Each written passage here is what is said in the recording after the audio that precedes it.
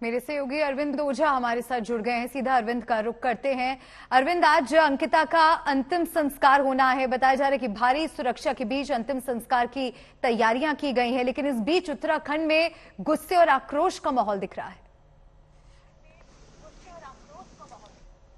जी बिल्कुल मिल्का, गुस्से और आक्रोश का माहौल दिख रहा है। एक तरफ रसूखदार कातिल है पुलकित आर्या और उसके दो सहयोगी जो लगातार गुमराह कर रहे थे पुलिस को और परिवार वालों को। इन सबके बीच कल पोस्टमार्टम हुआ था जहां भारी विरोध का सामना करना पड़ा था पुलिस कर्मियों को। लोगों का गुस्सा फूटा था। हालांकि भारी सुरक्षा के बीच पोस्टमार्टम हुआ, उसके बाद डेड बॉडी को जो अंकिता का घर है वहां पर ले जाया गया। आज अंतिम संस्कार होगा।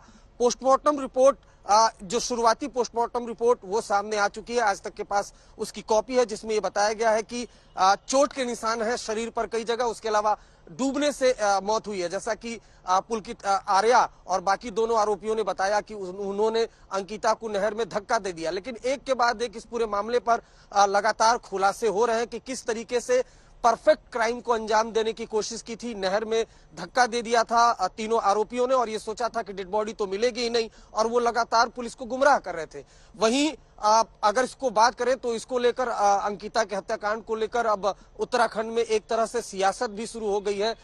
लेटर का दौर जारी है।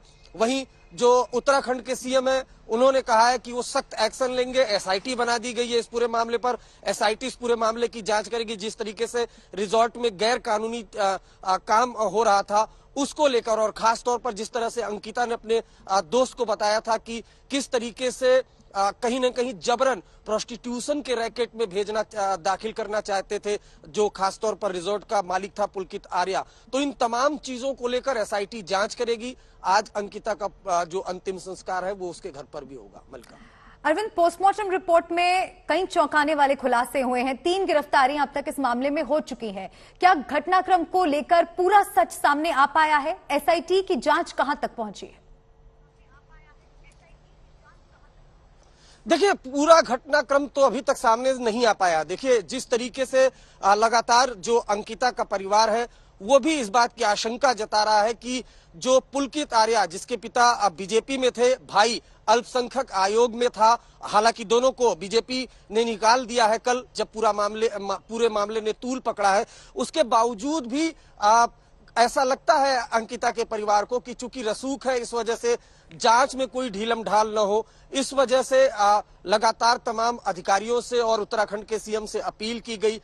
जो क्राइम सीन है उसको रिक्रिएट करने की कोशिश करेगी। आज जो डीआईजी एसआईटी बनाई गई है, एसआईटी की टीम आज रिजॉर्ट से लेकर चिला जो बैराज है जहां पर डेड बॉडी मिली थी वहां तक क्राइम सीन को रिक्रिएट करेगी। वहीं पोस्टमार्टम रिपोर्ट की बात करें तो भारी चीज से वार किया गया है। चोट पर कई जख्मों, शरीर पर कई जख्मों के निशान है। उसके अलावा चूंकि नहर में धक्का दिया गया था, नहर में डूबने से मौत हुई थी।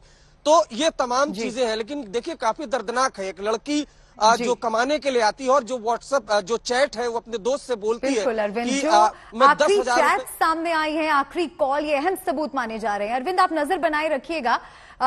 जो रिजॉर्ट का शेफ था जिससे रोते हुए बात की अंकिता ने, वो ऑडियो हमारे पास है, वो आपको सुनाते हैं। और उसके अलावा अरविंद ने बात की उस शेफ से, वो बातचीत भी सुनिए।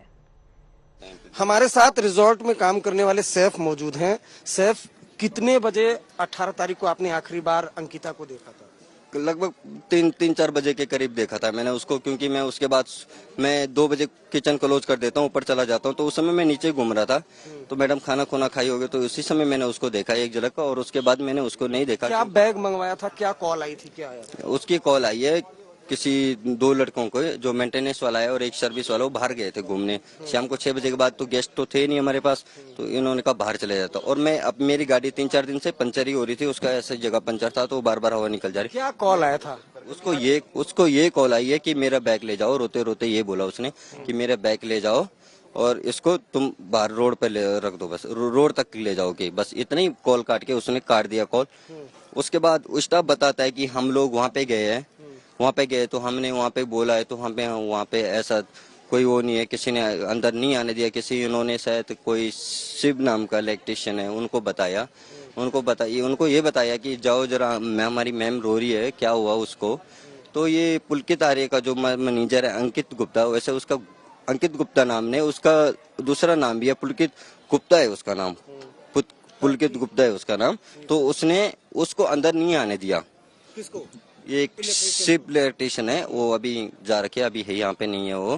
तो उनको बताया था तो उन्होंने अंदर नहीं आने दिया। उन्होंने ये बोला था कि मैं मैडम से अटेंशन लगाता हूँ, वो लगाता, उसने नहीं जाने दिया। उसने पता नहीं किसी वजह से रोक दिया। तो उसके बाद जब 4 लोग निकले थे, अंकिता, पुलकित और बाकी 2 और लोग, तो वापस कितने लोग आए थे? 4 लोग तो मुझे नहीं पता है, 4 लोग निकले। स्टाफ कह रहा है कि 4 लोग निकले हैं बाहर, क्योंकि वो सीसीटीवी कैमरे में भी आ चुके हैं। और सीसीटीवी कैमरे में ये आया कि 9:04 पे उन्होंने रिजॉर्ट के लिए एंट्री मारी है, रिजॉर्ट आने के लिए। अच्छा। यहाँ से ऋषिकेश आए थे वो। ऋषिकेश से ये बैरल के कैमरे से पता चला है। तो यहाँ से ऋषिकेश आने के लिए तो 11:15 के करीब वहाँ पहुंचे वो लोग। अच्छा। 11:15 खाने वाला क्या हिसाब किताब था जो खाने का बोला, आपसे खाना मंगवाया? अंकिता का खाना अंकित ने मंगवाया? अंकिता का खाना अंकित ने लेके गया रूम में, और जो उनके थे मालिक लोगों के, उसके अंकित वगैरह को और सौरभ जी के, उनका खाना वो लेके गए, जो हमारा सर्विस वाला बैटर है। रिजॉर्ट में और कुछ क्या चलता था रिजॉर्ट में गैर कानूनी के बारे में मुझे कुछ भी पता नहीं, क्योंकि मैं किसी के बारे में झूठी नहीं दे सकता। मनबीर सिंह चौहान मेरा नाम है। हाँ जी। जिन्होंने आज तक से बातचीत में कहा कि उस दिन अंकिता रोते रोते स्टाफ को कहा रिजॉर्ट के कि मेरा बैग ले आओ और सड़क पर लेकर रख दो। इससे एक बात तो साफ है कि अंकिता उस दिन काफी ज्यादा परेशान थी।